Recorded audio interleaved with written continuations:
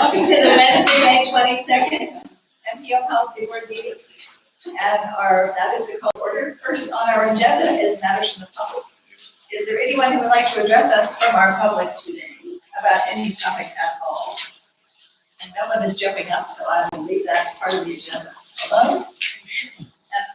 Where's Sean Thomas? I don't know. He's on the bus somewhere. Maybe the bus had a flat tire or something, we will see. Then we will. They're just running with it. Although we know by now he did not take the wrong route. Yes. Yes. Be careful if you're watching. Yeah, that's true. That was a good thing.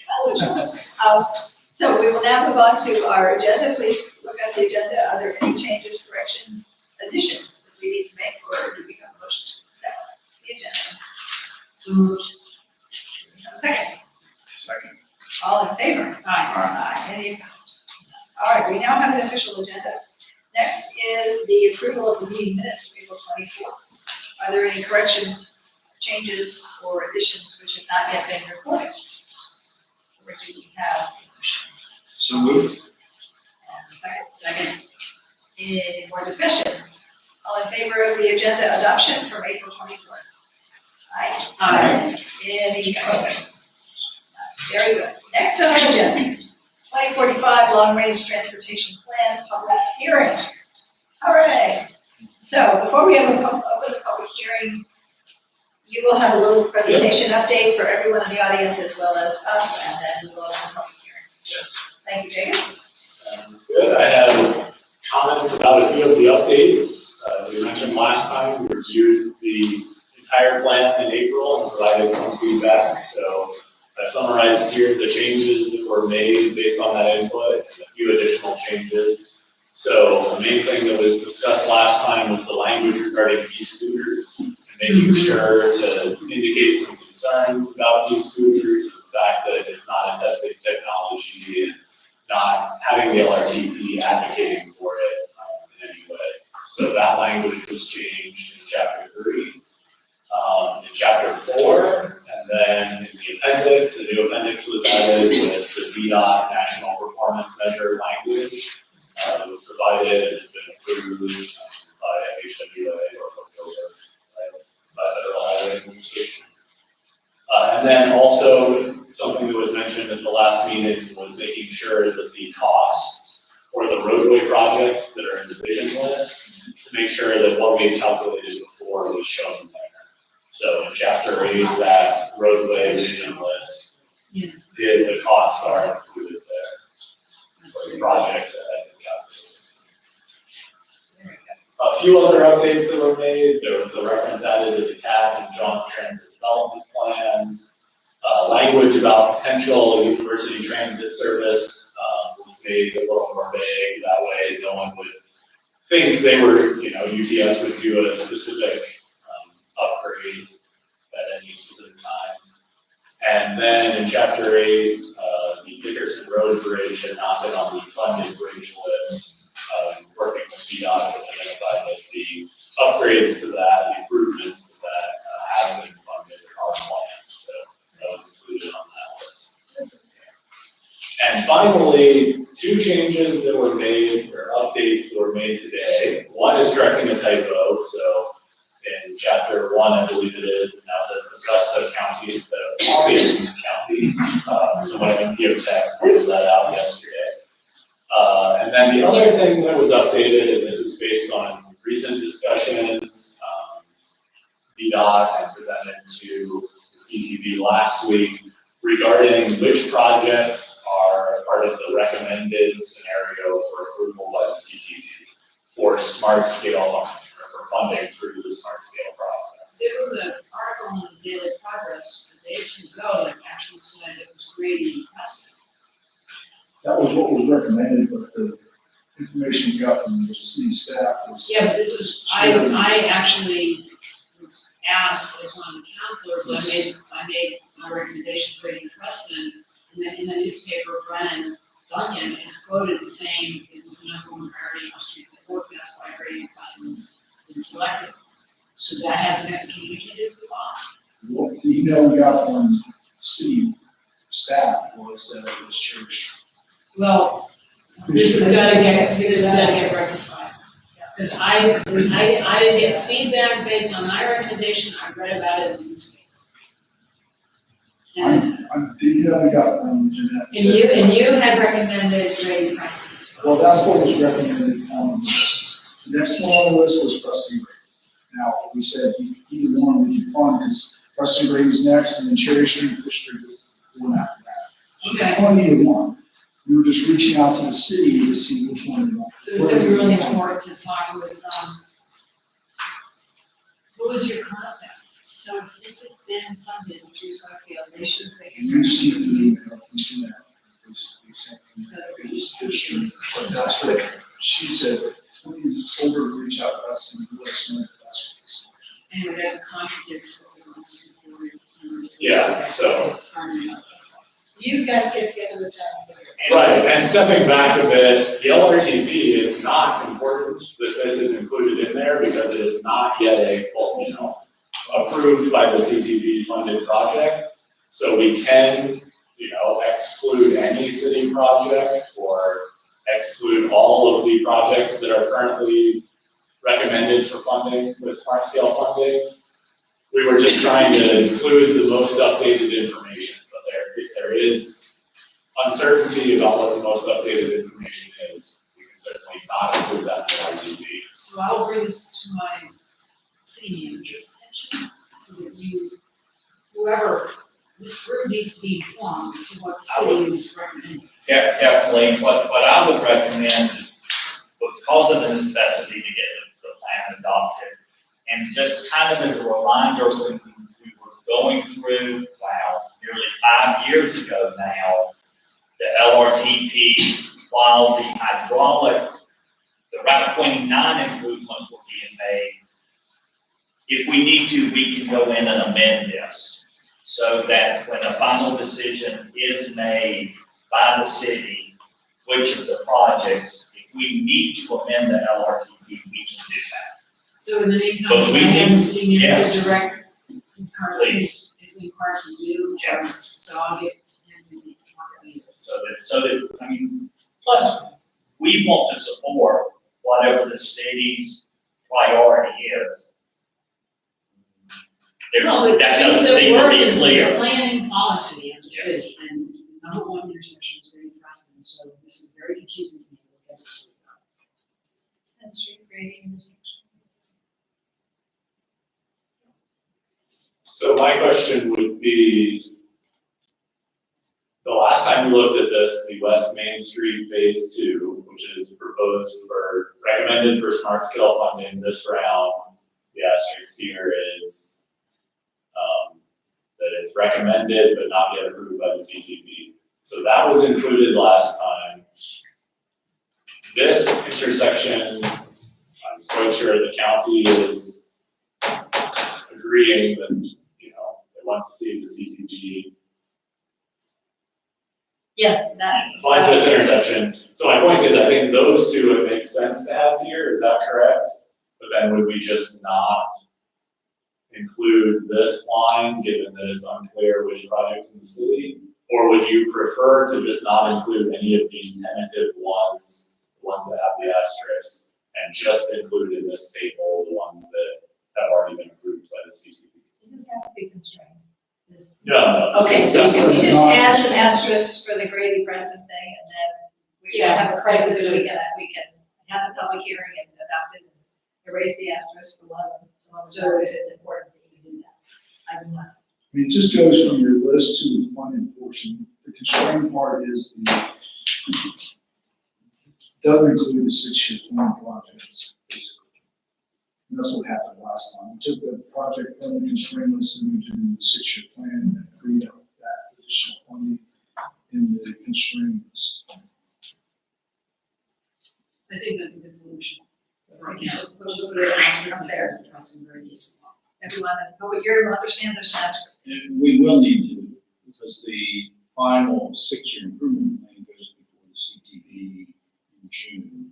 So if we can get a definitive project that's to be put in there, that's probably. It should be within the next 48 hours. I Okay, mean, no, that's fine. I don't see how I don't think you'd have to wait for June 3rd city council meeting. just let us know, and make sure it gets into the final, or whichever one it is. Very good. So are you indicating add a new line for the Preston and Grady improvements and then just clarify that? It's already. It's already over there, just put asterisk on 16 and 18 on the right hand side. 10th Street, Grady intersection, Bird, Preston, Harris intersection. Is Yeah, that what that's you're it. talking about, those two little guys right there? No, it's not. It's a 10th and Grady, it's a 10th and Grady Avenue intersection in Preston. No, these are, yeah, this is different. These Oh, are that's different good. personal pedestrian. So it's not on there. It is not on here. I have written it up. So I can I would easily say you add need to it. insert it until, and then you take one out when it's finally resolved. I can't even pull up. Shrink the description of the Yeah. street thing and Yeah. stick it in there.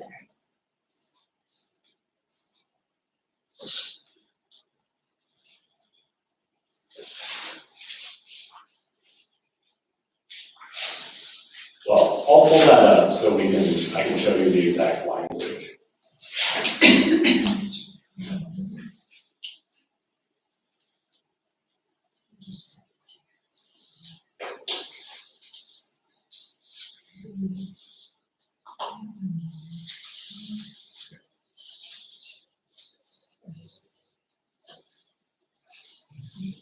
I don't remember where it is right now. That's fine. That's fine. Yeah, we just, We have the official version for public hearing right here. I want to understand which goes. Who wants to read it? Okay. Other questions, clarification? While we are getting ready for our public hearing on this. Did you finish your presentation? Yes. Okay. Thank you. Yeah, simply the last thing I wanted to say was that CTAC and MPO Tech have passed resolutions in support of this LRTP. So, Excellent. yes, Thank you. All right. we are ready to go. Okay. Any other questions or discussion around the table? All right, we will now open the public hearing. Is there anyone in the audience who would like to address us about the LRTP plan 2045? They'll all run at once. All right. Actually, Yes, Travis, please. You can stay in your same chair if you'd like. It's fine. All right. I'm Travis Pietola. I'm here wearing two hats. One is as current chair of CTAC, the other is representing the Southern Environmental Law Center. First, on behalf of CTAC, we just wanted to make sure to thank staff for all their great work on this over the past 2 years, and also for incorporating many of the suggestions that were made by CTAC members throughout this process. And then on behalf of SELC, I just wanted to take this opportunity to reiterate a few of the points that my colleague Morgan Butler made at the last hearing. First, we appreciate the increased emphasis in this draft plan on the multimodal elements, so public transit, public transit, bicycle, and pedestrian facilities. These are clearly a priority for our community, and while we know we still have a long way to go in this respect, we do think this draft better reflects that as a priority. We also appreciate this draft plan better incorporating some of the changes that are affecting our transportation system. One is climate change. This includes both the need to reduce our own contribution of greenhouse gas emissions, and also to address planning for a more resilient transportation system for our community. We also appreciate the fact that it addresses some of the important changes that are taking place in how we move about our community. This includes the emergence of Uber and Lyft, e-scooters, autonomous electric vehicles, microtransit. These are really changing the landscape of transportation, and it's vital that we stay on top of those changes. And finally, I want to just note that we do support the continuing prioritization of hydraulic 29 in this plan. We encourage you to continue to explore a variety of solutions for that intersection that will both work and can be funded. Thank you. Thank you, Travis. Anyone else? Very good. We will close the public hearing, and the matter is now before the MPO. I did pull up the language that we'll get. Uh-huh. So this will be the new column, Preston Avenue and Grady Avenue intersection. Trying to pull the language from the smart scale application. Great. So getting that language to the people who need to have it is very important. Any other questions or discussion or motion on the LRTP? Finish it? And just wanted, so Jacob, it's all been, you've all updated it, so I can just forward it to my staff. Well, We'll just take it. the discussion about Yeah. what is funded is separate from the LRTP, so I'm simply But I just wanna trying to make make sure that LRTP language clarified. is being used consistently. I think, I would just say that the most important thing to get to the staff is which of those two projects is the priority for the city? And I'm gonna direct our CEO to you. Yes, that's the big question. Great. All right. So I move we adopt the 2045 long-range transportation plan. Does that suffice? Yes, Second. and a second. Any more discussion? And all in favor? Aye. Any opposed? None. We have a new LRTP. Right. Thank you. Next on our agenda is the fiscal year 20 UPWP Unified Planning Work Program. Also with a public hearing, so we'll have a little update about that first. So yeah, brief overview. UPWP, Unified Planning Work Program, is the main mechanism for coordination of transportation planning activities in the region. And it's required to show how federal funds, so federal highway funds and federal transit administration funds will be used. So the major efforts from the current fiscal year were the Jefferson Area Bicycle and Pedestrian Plan and this LRTP. And then for the upcoming fiscal year 2020, the main tasks fall into three different categories. So under administration, staffing the committees, working on communication and regional coordination.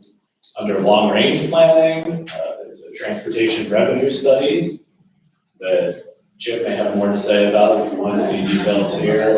Bicycle and pedestrian corridor evaluation is also indicated in this plan, and regional transit planning are all long-range planning activities. As far as short-range planning, a TIP update will be necessary, creation of the next TIP document, and then also short-range project planning. So primarily planning for smart-scale projects for the region.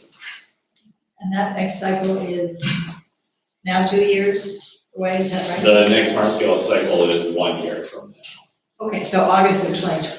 It starts in, the application period opens in March of next year. March 2020, okay, very good. But a 2-year cycle. But it takes, we have to start now. Yes. Very good. So are you gonna say something now about the transportation revenue study, or do you want to come back to that? We can come back to it if you like. Yeah, I think here's the, I gave the high level before, here are the specific items that are included in the plan. This is all the information that we have in the presentation, so yeah, if you have questions about anything in particular, the revenue study or otherwise, now's the time. Okay, I just wanted to make sure that you pulled off the shelf the transportation working group from 2007, which was City, County, University, Lee Middleditch did it, and we hit all the various funding options, went to the legislature with what we decided, got our head handed to us, but anyway, that groundwork and all of the service districts, all that stuff is already been done, so I don't want you to have to do it all over again. Yes, we like Be sure that. to get that all together, and We had that may those impact your costs, so that would be good. where we've done, and we'll look, of course, to update any kind of changes and the laws that may have occurred since then, as well as we may look at things that may need to go. We will be sharing this information with the other MPOs around the state, just if something does require some type of changes in Richmond. We'd be trying to do it as a statewide effort. What we went to request in 2009 was a bill to give us permission to have a referendum and ask our citizens if they would like to pay half-penny sales tax to use for local transportation cars. So we had 6 of them laid down, most of which were already done in Finance Solutions, right? But that's how long this is all going along, and we didn't get anywhere. But I'm sure there'll be lots of other things. And was that we that should for substitute. transit or transportation? Ours is everything. Everything, so transportation. That's what we're looking at, Yes. yes. One, because I know Yes. that was kind of Yes. some other. I know that the transit, we went to the General Assembly for authorization both to create an authority, which they granted, but they did not grant any funding authority. Right. And that was, yes, that was for the regional transit system. This is transportation in general. One of the, But it would have been a transportation authority though, then it would have administered the half cent meal stats? No, that was, we did not link that with to a trip. Okay, right. Okay, that wasn't linked. Particularly, it was just a general funding bucket that we had Okay. used for all of these projects. I'm glad that we planned for a that, long I time. got that confused. so this is going to be general transportation, which could include transit, but just that local funding Yeah. opportunities. The biggest thing, because of what we found, is with the smart scale scoring, if we had more local funds to match the state funds, we would score better. And again, all that was, I thought for some reason that too needed to be within an authority, but it doesn't. It's No. just dedicated funding both jurisdictions have towards transportation projects. Yeah. Okay, good. So if we each kick in something to finish the hydro. Got it, all right, Yeah, good. yeah, it could be an authority, it could be a partnership. I mean, And It doesn't have we to. still don't have the authority though to do that. We have the authority to put in our own money, we don't have the authority to tax for yeah, yeah. it. To get the money somehow, except by property. Okay, tax. thank you. That's good. Yeah. I have a question which is not on this list, but is a better understanding of the scoring process for smart scale? Like who does it and has VDOT looked at the differences in this similar type, the costing for an almost identical project in here and another region and with very wide dollar differences. So is that something you all are looking at already, or do we need to start an inquiry from scratch about that? Some curious things about intersections we have and one in Waynesboro that were $8 million different, which basically puts ours out of the market because it's cost us so much. So I just want to know if this is starting already or whether I need to start it from scratch. We have looked at it. We actually had George Mason do a evaluation of all of our projects over the last 3 rounds of smart scale to see how they compare for the projects in similar area types. Now, And the cost is really what I'm talking about, Yes. not the scoring business that from that would be worked out so basically well. Okay. what was being done and what the costs were. Mhm. And we've got that, I think I've got an email today with a final presentation that they want to do for us internally. We haven't actually finished that process yet, but we will have something wrapped up in the next month or so. I would love to get an email with that information when you have it ready. We can, So specifically, your question was, there are 2 projects, one in Albemarle, one in Waynesboro, that were the same projects, but they were significantly different in cost. Do you have the 2 projects? I don't, but I can get them for you. I mean, it'll be good, because I need to make sure that what they're doing and what we were doing are the same. Well, Because there- it's killing us. If our stuff's Well, costing $100 million and there's- theirs is costing 20, then we're out to lunch as far as getting anything approved, so. well, I mean, it was there's- tens and fives, but anyway. You're really playing with fire if you underestimate your project, because you're not gonna get any more money. So one way or the other, they're gonna have to come up with a difference if that's the case. I mean, we go through an evaluation of the projects, and once, you gotta remember that these projects are being funded in 24, 25 for this round of smart scale. Okay. So that's 5 years of escalation. And typically it was working out to be anywhere between 28 to 31%. Just on that, we add 20% contingency because it's really a planning estimate, and that's light. It typically ranges between 25 and 40 when you're doing a planning estimate and don't have a lot of design information. So when you strip all that out, The projects, except if you look at the present day value, we have projects to compare to, and then we add those on. So it's, if the other areas aren't doing, there's general guidance that tells them to do that. So my guess is the scopes are significantly different. Well, They we'll may get all that have a lot of information so they can utilities look at it. or other things, yeah. Okay, My guess, not being familiar with which And I didn't project bring the details, I'm yeah, sorry, you're I'll talking get about back it all, it would not surprise me that the land cost alone Yeah, that would be. will be significant. Because I know when I looked at the details of the Angus, not the Angus, but the Zan Road crossing as part of the hydraulic, the land costs It's requiring easements. are, well, it's two buildings, it's Yeah. purchasing two complete businesses. Right. Is Yeah. $10 million.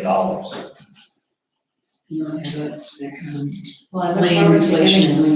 getting sorted, because the present day value should be the same, if the project should be the same. So I look forward to learning more Yeah, about the it. future value of, if the present's the same, I would just guess, again, it could be very far off, I'm gonna guess the land costs.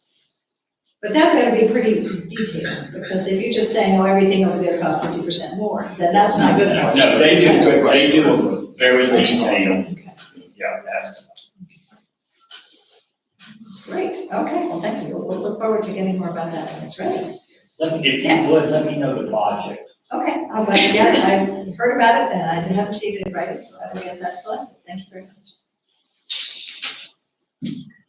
All right, I interrupted somebody who was. The public I was hearing, afraid I would forget. the public hearing. All right, so we're ready with all our presentation. No more questions for anybody, all right? Then we will open the public hearing on the UPWP 20. And is there anyone who would like to address us about this public hearing? I don't see any takers, so we will close the public hearing and the matter shall be before the MPO. Do we have any other questions and or a motion on this? We have a resolution. I move that we adopt the resolution of approval for this CA MPO's fiscal year 2020 Unified Planning Work Program, UPW. Do we have a second? Second? Thank you. All in favor? Aye. Any opposed? No. All right, that carries. Thank you very much. We now have adopted that. Thank you. Next on our agenda is the consideration of application to join CTAC for Stuart Gardner. Who's going to lead us on that? Yes, so there was some information in a memo in your packet, including the information that Stuart provided in his application. He is here, if you would like to invite him to introduce himself. Please. Come up and tell us about your interest in CTAC. Good afternoon, my name is Stuart Gardner. I'm fairly recent to Charlottesville. I've been here about 3 years. And I was looking for ways to contribute to the community. And I thought maybe I could find ways to leverage my career in transportation. So much of my career has been in the automotive industry. I work for Chrysler and Dodge, both overseas and domestically, and I'm currently working for Volkswagen US headquarters, Volkswagen of America. And I think it would be great to be part of CTAC, and I'd appreciate your support. And I'm happy to answer any questions about my background or. Thank you. Thank you very much. Thank Any you. questions for Stuart? Is there one of our special categories we have to put Stuart in, or can he be in that large, all around the? There are 3 MPO policy board appointees. So they're that are all not general, Special okay. categories. Very So good. yes, he would be one of the 3. One of our 3. appointees to CTAC. That's terrific. Thank you. All right. Do we have a motion on welcoming this new person to our CTAC committee? So this is the appointment. Yes. Correct. So I move we appoint Stuart Gardner to CTAC. I will second that. Any more discussion?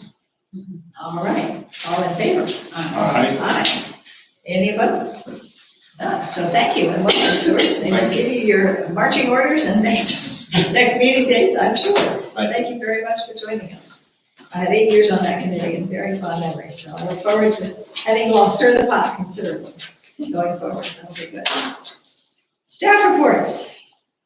All right, who's going to do this for us? We have CTAC update also. Oh, yes, thank you. Do you have an update for us, sir? Well, looks like the first thing on the list was talking through the discussion we had recently.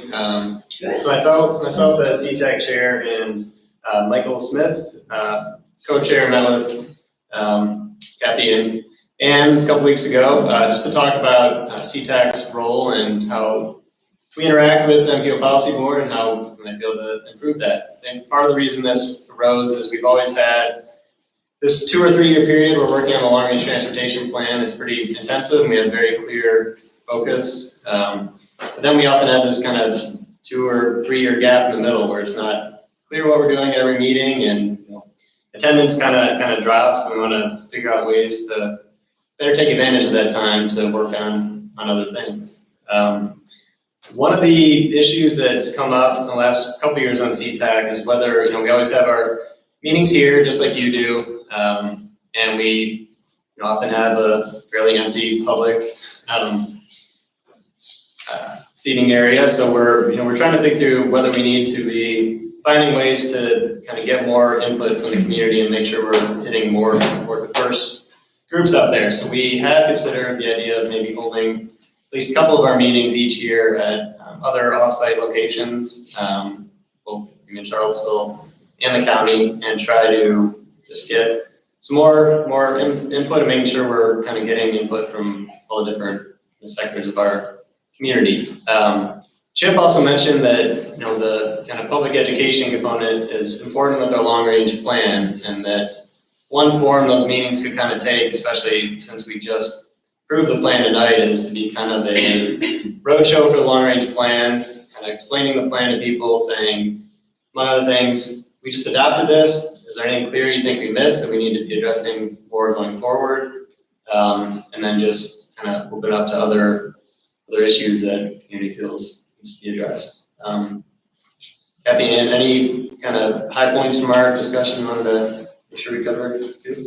I think we were agitating you to action for sure. And one thing that just occurred to me in listening to what you were saying about taking meetings on the road, perhaps the neighborhood associations in the city and the advisory councils in the county would be meetings that you could drop into. Yes. That would already have an assembled group of people there. And, take up a half an hour, 45 minutes on the agenda and sort of do it that way as a way to rabble rouse in the community. I think that would be So, and part of it we're trying to be mindful of is we're trying to balance kind of getting some more input, but also not increasing the workload of CTAC members too much more. We have had issues with making sure we're getting quorums at our meetings, and I think we're a little hesitant to make the kind of workload more onerous and discouraging people from being on CTAC. So I think we are going to try to figure out how we can be more effective, but also keeping that in mind, make sure we're not discouraging people from volunteers. I'll volunteer the group in Crozet anytime you want to practice. Thank you. And then Chip, is there anything else from that kind of? Now you also mentioned this bus pilot program. That's a kind of a pipe dream there, but we hope to get there of making it as easy as possible to go out into the communities. And we just utilized an architecture class from JMU, who did some designs, retrofitting a transit bus into a community engagement tool that would be self-contained and could go easier into neighborhoods. So we will be pursuing that as well. But that is what I remember, the emphasis on community engagement was really important, and having that kind of education piece. And that, I think, will have benefits that redound to other projects. I'm thinking about the hydraulic small area plan project. We had great success with getting some neighborhoods engaged, but other neighborhoods not so much, even when we located a meeting on the street where particularly the lower wealth communities were situated. And I personally went door to door to some of the residents, but it really needs to be an ongoing engagement so that all of our residents understand how important transportation is. and the projects that are there that are gonna affect their lives. So, One other note was also not just us going out to gather more input, but when it comes to the makeup of CTAC, we also talked about making sure that yes, we're making sure that. doing what we can to recruit, people from diverse backgrounds, make sure that our own makeup isn't also just limited to certain Thank you, parts that's of the right. community. But that will be more successful if they see you in action Right, in their neighborhood. yeah, and Yeah. by all means, It's a if chicken and egg kind of you thing. meet people you think may be interested in, applying to CTAC, please tell them about us and Great. encourage that. And Go ahead. just last thing I'll note, another thing we talked about just briefly is, whether it's kind of more of a preference that we generate ideas for study things and send it up to you all, or if you kind of generate ideas and have us look into it. We kind of came out that it should be both, so definitely if there are any issues you think we should be kind of looking into more, we're happy to entertain those as well. I just had a quick thought, given the kind of community task force at UVA and one of their program principles or priorities was transportation. So if you end up going out floating around in the community, all if you want to have a meeting at UVA, just let me know. Okay. So I would take. Great. Okay. What was that calling again, the UVA program task force? Community task force, yeah. So that was over the last 6 months, that community Yes. group. So there's notes and reports and stuff like that. that There is came out of that, a right? report, and the task force is still tasking. They're transitioning from their initial work effort to what they should be doing next. Okay. So there's a report that somehow we can identify the location and. forward Yeah, it do you want see me that. to send out a link to everybody? Or Chip and he can do it, or however you want, yes, that would be great, and that will get it to Travis, and then he'll have it for brainstorming. Because we don't need to reinvent I the can wheel send on it that to you either. too. Yeah, that'd be Yes, great. please, Okay. he's officially a member of the MPO, so Okay. that is perfect, thank you. All right, any other, are you squared away? I think we're squared. Okay, then we will now jump on to staff reports. First on the list is the FY 18-21 tip. Here we go again, okay. So there were two adjustments provided by VDOT recently. So the first was a slight change to the MS Street project that is being closed out. And so as part of that, there were a slight shift of funds. I think some came from one program instead of another, correct? Yeah, they moved, they deallocated funding for right of way and allocated it for construction. And the amount was $50,000. And there's like a couple of dollars difference Yeah, in very, the amount, but it was very mainly, minimal change, so. as part of the closeout for the project, so we can take it off the list. Okay. So hopefully that'll address it. And then the second thing that was adjusted in the tip was adding the same VDOT performance measure language documentation that was included in the LRTP as an appendix, was also added as a new appendix to. Great. So the updates for that. And you don't need to do anything, adopt or approve, you're taking care of that administratively. Thank you. Yeah, these were below the level to need an amendment that would need approval, so yes, these were administrative adjustments. Very good. And regional transit partnership, who's reporting on that? I can do that just real quickly. A very big meeting for us tomorrow, in this room at 4, where the partnership has worked for several months to develop a memorandum of understanding between Albemarle County and City of Charlottesville, for the services provided by CAP into the county, and then the contributions made by the county toward those services. It has been presented to the partnership a couple of times, most recently last month's meeting, where there wasn't a quorum to vote, but I'm very happy to say after resending that out, we've not had one change to it. So I think we're at a very good document. The process, all this is from the partnership is just a recommendation. It will then go to both elected bodies where they'll have their staff look and hopefully have it on both bodies' agendas in the month of June. This will be for the July 1st FY20 fiscal year. It was very helpful. Representatives of DRPT presented the prior month, last month, with the new funding formulas. And there were some changes where DRPT made up what would have been a funding loss for CAT. They're making that up so that it's pretty much in whole from the previous year. And so we had to make those budget changes, but it was a small dollar amount. But that's the big item. We do have a guest speaker. Sarah, you might have to help me with who? Nathan Day. Okay, who is a local techie person who likes to dabble in data. And he has spent a lot of time going over the open source data that the city has on the CAT ridership.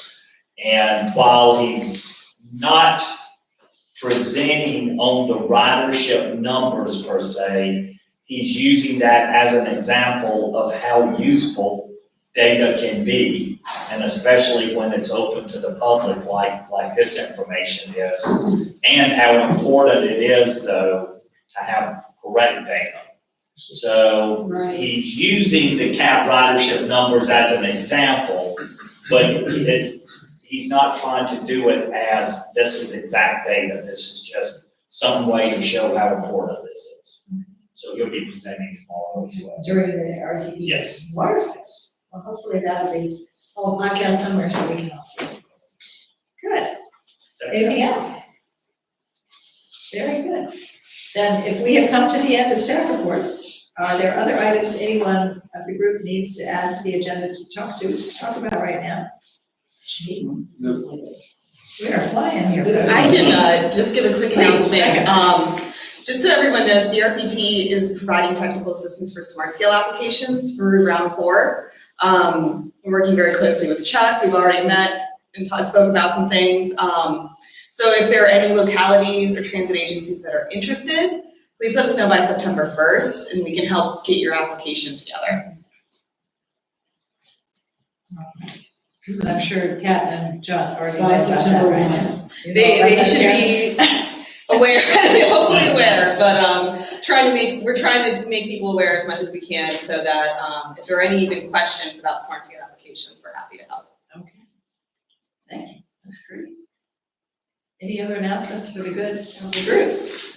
And another ongoing process that MPO Tech has been updated on is the statewide V-Trans update. So V-Trans being the statewide needs, multimodal needs and statewide transportation plan. So at MPO Tech, yesterday we had our second presentation from Chris Wishman, looks like that's his last name, from Office of Intermodal Public Investment, right? So yeah, that's just something planning and investment. Okay. So yeah, that's something to know is ongoing, and MPO staff and MPO Tech will be a part of that through the process. I did hear the presentation in the hour before the Secretary Road public hearing a couple weeks ago, however, and it sort of made me tear my hair out. Because it was just so theoretical and so general. I'm going, where's the money for my bridge? You know, I'm putting little stickers for my bridge everywhere, but I don't think that will work. But we shall see. I know you have to do it for federal money, but my God, it seems to go on and on.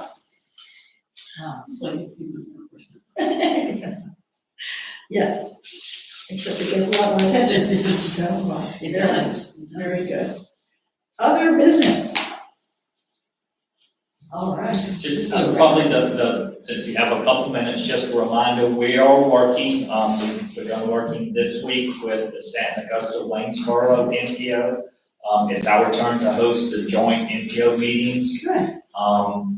And right now, we're hoping to do it back in Crozet, Oh, that's nice. where we may be able to, get a presentation of the autonomous vehicle. Oh, wow. While we're there, so. When would that be? It would, right now, we're looking at October the 13th. It's a morning of an hour-long county board of supervisor meeting, but because of that, we're looking at having a breakfast meeting. So then you can. I like those better. Yes, Conservation Project, very good after that. yes. Okay, I have the 16th as a Wednesday. It's the second, The 9th is the second Wednesday.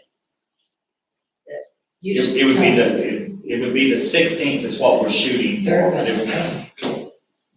Yes, it would be the third, that's right. Okay. Because it would be your board meeting. Okay. Makes sense. That's why we moved it to the. Well, let me know if I can help you with any of the details. Already contacted the library. That way we could just Great. walk. Nice. Oh, Oh, wow. wow. The shuttle right there. We can walk down to Tony's garage for the library. That would be no trouble. Good. Hopefully there'll be all sorts of flags and stuff out for various digging going on out there by that time. Oh, yeah. Oh, About wow. time. We're getting there. I know, but I, you know, go on, it's been quite a transformation for Crozet. Very long haul. Good, all right. Then if there are truly no other additional members, let's go to the public. Is there anything members of the public would like to add to our discussion today? Or assignments for the future, please, Stephen, come over. I'm Stephen Johnson, I work at John, I'm also a citizen. The question was raised earlier about how we could better engage the citizens, and Chip brought up the bus ideas after the presentation, was really cool, so love to see that come to fruition. There was also an event organized by Sean Tubbs around trackless trams that kind of rode on the coattails of TomTom. And there was a lot of positivity in the room about transportation, engaging people from all different places, UVA, Albemarle County, and the city of Charlottesville. It was really exciting to be a part of that event, and it felt like there was a lot of participation from the community.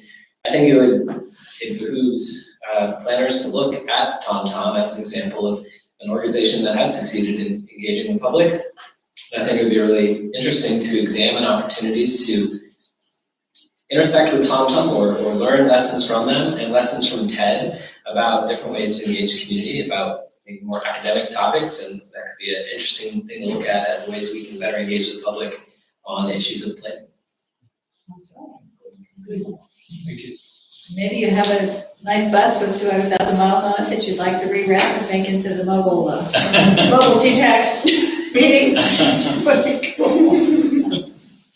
I'm Covered not slides. speaking for DRPT, but I have to imagine there are quite a number of buses that have met their life. Their useful life. They still have another 100 or 200 miles in them, but yeah. Well, the shocks would be a little squishy, but they still do just fine. I don't think getting the bus would be the problem, it's the retrofitting. Well, that could be a project for. K-Tax or something. Yeah, It's a food case already. Oh, yeah. I saw it parked at the grocery store. Maybe combine it with the architecture school. We've got, well, I'll have a presentation Very here creative. and show you the drawings that the architecture class did. And we already have the food bus, so perhaps a big trailer that hitched to the food bus, and then you take the food and the stuff That might to the be. same neighborhood. Oh, When you have food there, people will come. It's like a food truck slash That's right, a giant food truck. transportation library. It's recycling, I mean. That was one of the ideas, two architecture classes worked on it, and one was to have like the neighborhood library have books. And food, it's like a Well, movie, it's a they movie. didn't have the food, but Right. they did include a small library. It's like the cafe at Barnes and Noble. On your doorstep. I like Yeah. it. That's the way. Or the playground. Because public libraries don't have cafes, but they're mobile. Fantastic. All right. Going. Anybody have anything else? All right, I didn't hear it. So Stevens, take care of the public. Anybody else in the public? No. All right, now I guess we're going to. Wow, This one. less than an hour, this is very, well, you did all those long meetings, over the big All the plan. preparation of going over these drafts. That's good.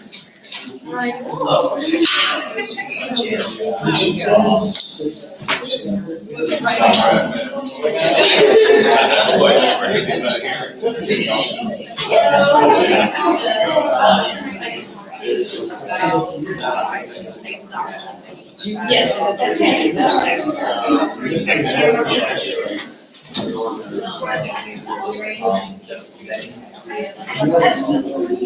Yeah, it's-